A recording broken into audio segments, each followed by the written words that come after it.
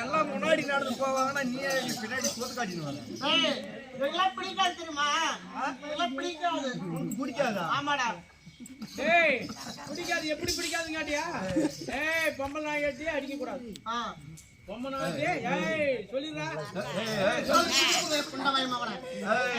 ஏய் அடிச்சு பாரு நீ. அடிச்சு பாரு.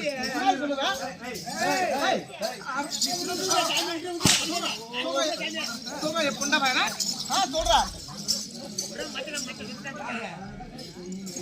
அங்க வர்றவங்கள ரைட் ஆளு போவோம். என்ன பண்ணா? அடி சக்காலத்தி. சக்காலத்தி. அடி பாம்பு சுத்தி.